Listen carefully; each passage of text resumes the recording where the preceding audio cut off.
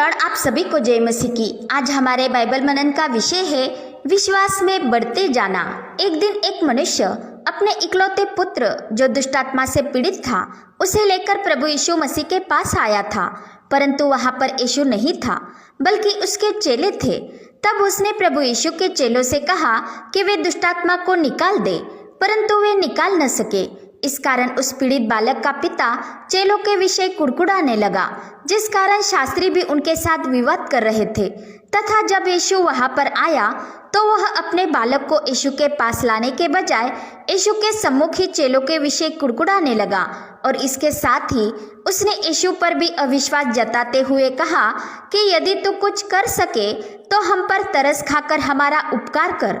जब किसी के मन में संदेह होता है तो वह विश्वास भरी बातें नहीं कहता, परंतु कुड़कुड़ाता है, अपनी त्रासदी को प्रकट करता है, क्योंकि ऐसा व्यक्ति मन में स्थिर नहीं होता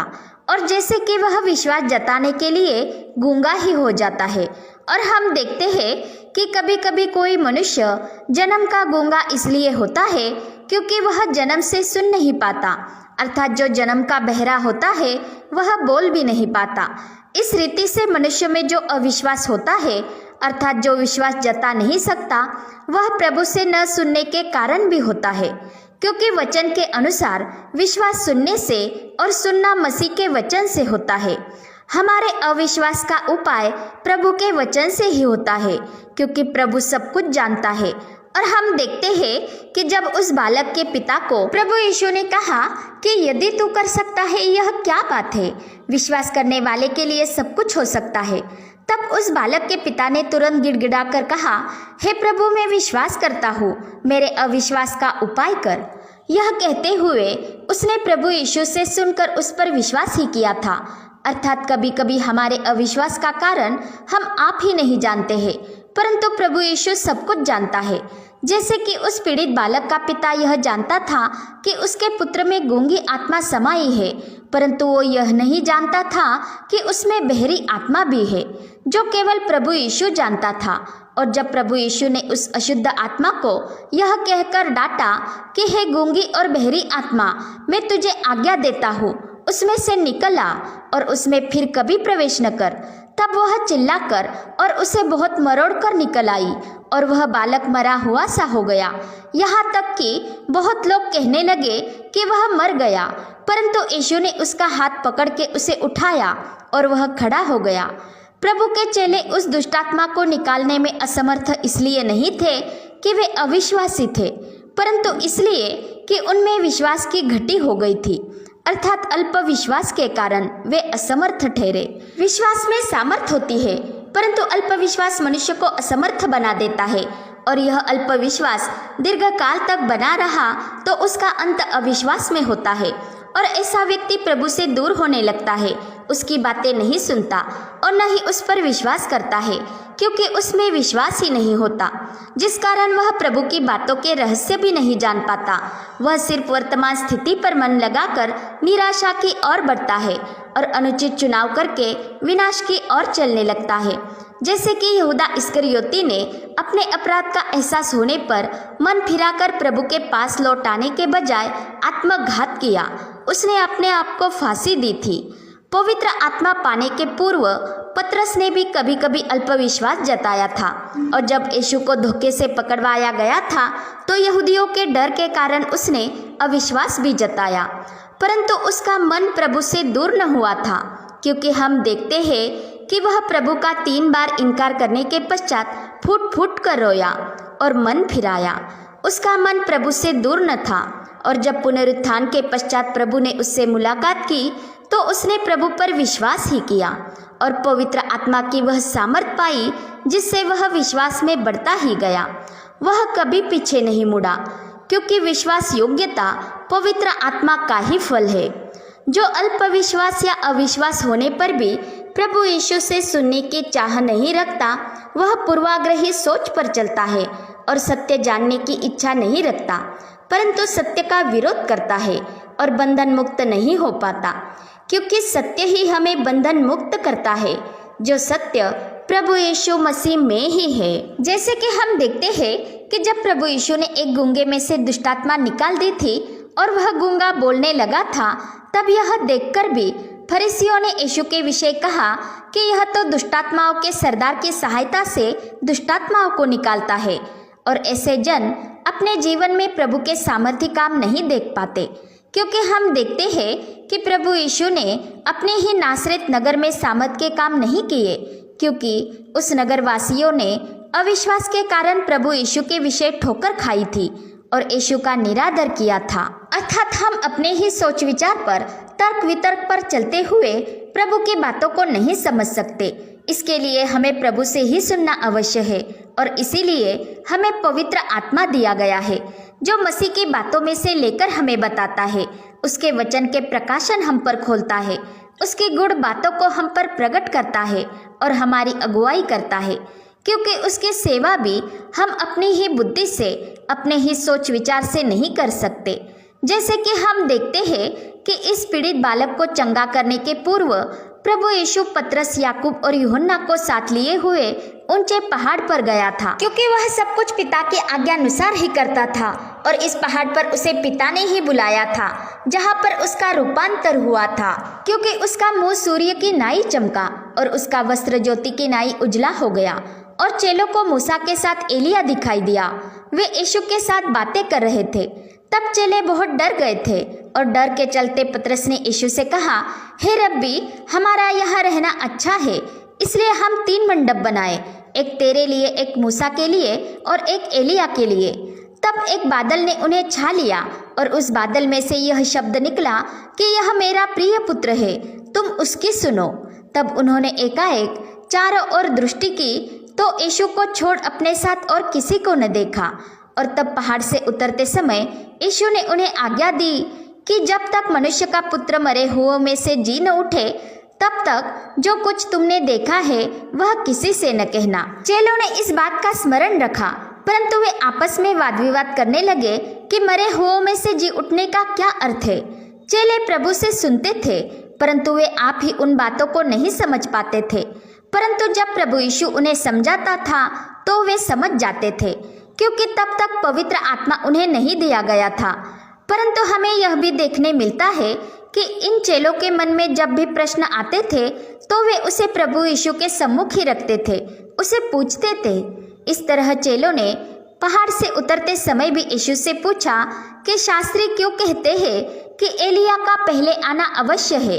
क्योंकि चेलों ने मूसा के साथ एलिया को भी यीशु से बातें करते हुए देखा था। परंतु जब बादल में से प्रभु का शब्द हुआ तो उसके पश्चात उन्होंने यीशु को छोड़ और किसी को न देखा था। और यह वाक्या होने के पश्चात चेलों के मन में बहुत सी बातें उमड़ रही थी और परमेश्वर के आज्ञानुसार उन्होंने प्रभु यीशु से ही सुनना चाहा। तब प्रभु यीशु ने उन्हें उत्तर दिया कि यह सच है कि एलिया आकर सब कुछ सुधारेगा, परंतु मनुष्य के पुत्र के विषय में यह क्यों लिखा है कि वह बहुत दुख उठाएगा और तुच्छ गिना जाएगा। परंतु मैं तुमसे सच कहता हूँ कि एलिया तो आ चुका, परंतु उन्होंने उसे नहीं पहचाना, और जैसा उसके विषय में लिखा है कि उन्होंने उसके साथ मनमाना व्यवहार किया, उसी तरह मनुष्य का पुत्र भी उनके हाथों दुख उठाएगा। तब वे समझ गए कि यीशु यूहन्ना बपतिस्मा दाता के विषय में कह रहा है। याजकों ने भी यूहन्ना बपतिस्मा दाता की प्रतीति नहीं की थी और उसकी वह गवाही नहीं मानी जो उसने प्रभु यीशु मसीह के विषय में दी थी, और वे यीशु मसीह पर भी विश्वास नहीं करते थे,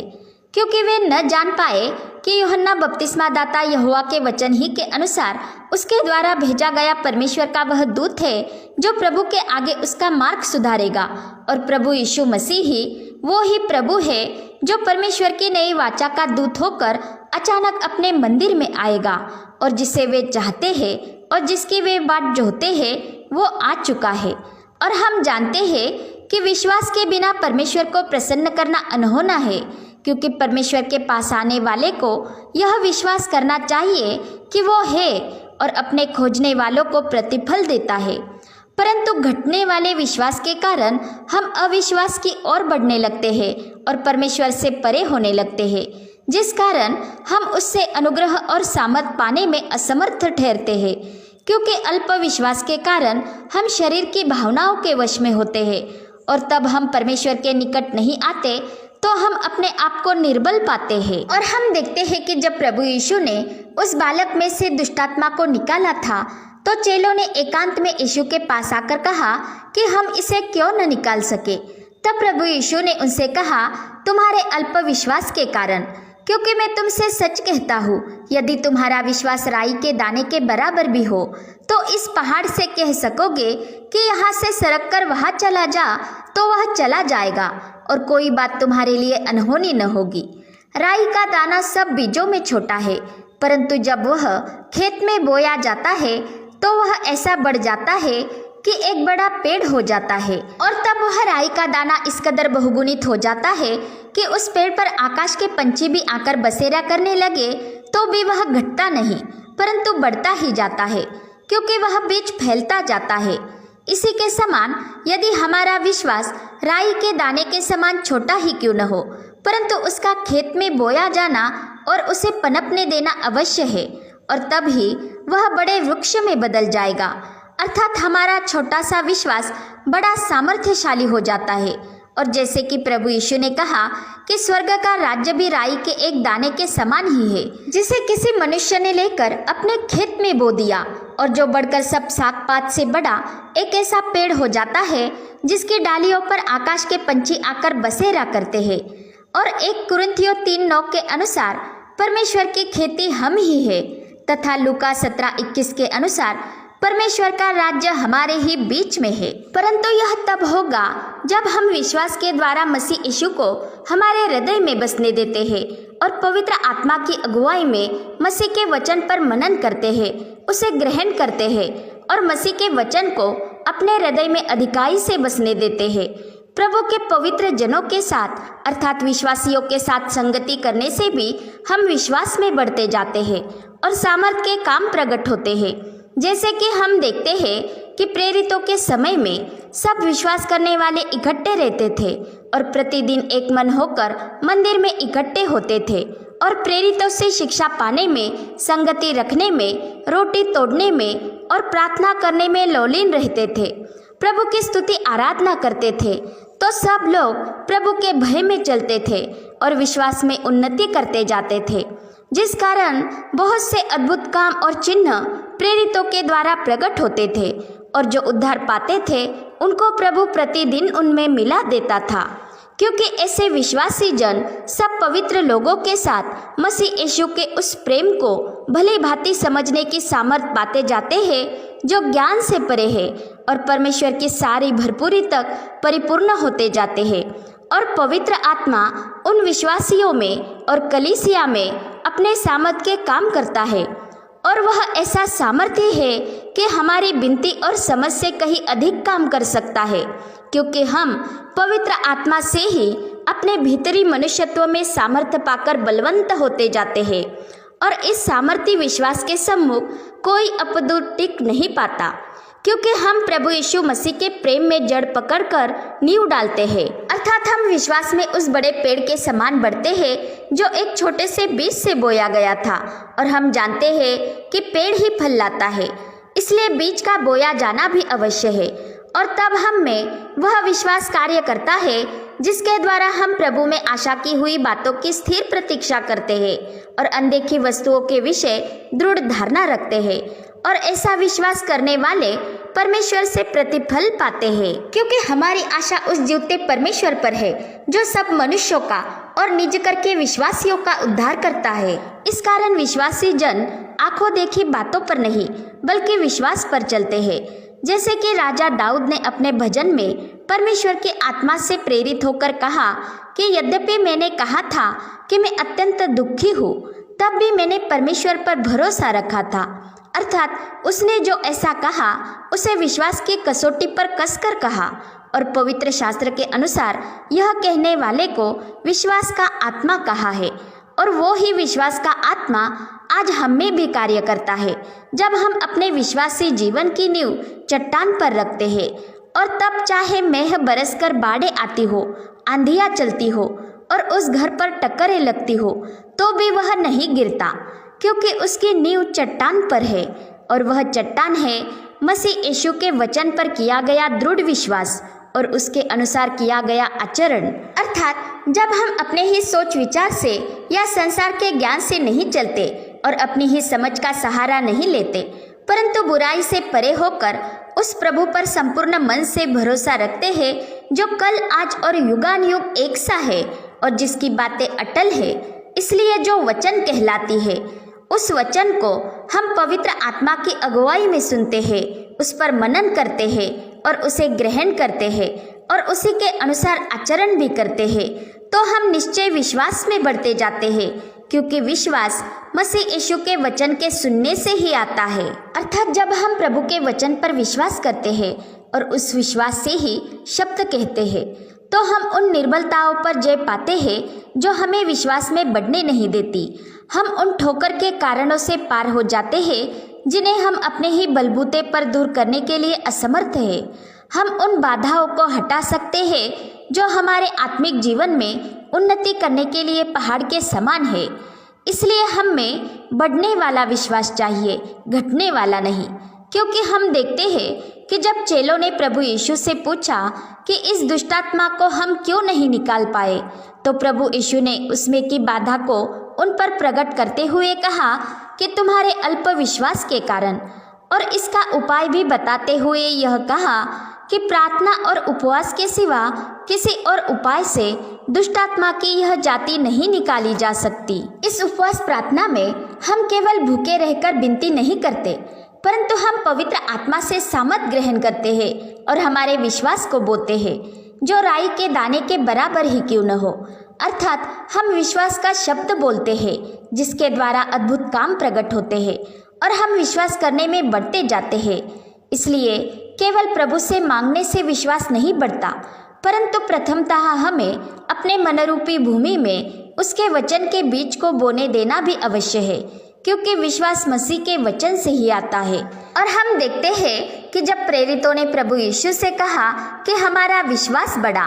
तब प्रभु यीशु ने कहा कि यदि तुमको राई के दाने के बराबर भी विश्वास होता तो तुम इस तूत के पेड़ से कहते कि जड़ से उखड़कर समंदर में लग जा, तो वह तुम्हारी मान लेता। और हम देखते हैं कि तूत के वृक्ष की जड़ें असाधारण रूप से बड़ी गहरी और विस्तृत होती है, जिस कारण उस पेड़ को उखाड़ना आसान नहीं होता, क्योंकि उसकी जड़ें कठिन भूमि में भी दृढ़ बनी रहती है, इस कारण कि उसकी जड़ें इतनी दूर तक फैल सकती है जब तक कि उसे भूमिगत पानी का स्रोत न मिल जाए, जिस कारण यह पेड़ शुष्क वातावरण में भी पनपता है। यहाँ तक कि इस पेड़ को काट डाला भी जाए तो भी उसकी गहरी जड़ों के कारण वह पुनः उगाता है। परंतु यदि हम राई के दाने के बराबर के विश्वास के शब्द से भी ऐसे मजबूत पेड़ से उखड़कर समंदर में लग जाने के लिए कहते हैं, तो वह हमारी मान लेता है। यही हमारे छोटे से भी छोटे विश्वास की सामर्थ्य है और इसी से हम विश्वास में बढ़ते जाते हैं। यही प्रभु यीशु ने प्रेरितों को समझाया था जब उन्होंने कहा था कि हमारा विश्वास बढ़ा। अर्थात हम विश्वास का शब्द बोलने के द्वारा ही विश्वास में बढ़ने के लिए जो बाधाएं हैं उन्हें हटा सकते हैं और विश्वास में बढ़ते जाते हैं और छुटकारा पाकर प्रभु के अद्भुत काम देखते हैं। जैसे कि उस दुष्टात्मा पीड़ित बालक के पिता ने जब विश्वास का शब्द कहा कि हे प्रभु मैं विश्वास करता हूँ, तब यह बोलने से ही उसके अविश्वास का उपाय हुआ और उसने अपने पुत्र के जीवन में प्रभु का अद्भुत काम देखा और वह पिता विश्वास में बढ़ चला। इसलिए हमें केवल मांगना नहीं है परंतु विश्वास से कहना है, क्योंकि कर्म बिना विश्वास व्यर्थ है। और यहाँ पर हमारा कर्म यह है कि हम प्रभु यीशु मसीह के वचन पर निस्संदेह विश्वास करें। हम पवित्र आत्मा की अगुवाई में चलते हुए मसीह के वचन सुनकर उन्हें माने, उसे ग्रहण करते रहे, क्योंकि इससे ही हम यीशु में बने रहेंगे और विश्वास में बढ़ते जाएंगे, क्योंकि हम में विश्वास योग्यता का फल होगा, जो फल पवित्र आत्मा का फल है। पिता परमेश्वर का प्रेम, प्रभु यीशु मसीह का अनुग्रह और पवित्र आत्मा की सहभागिता हम सभी पर बनी रहे। आमीन।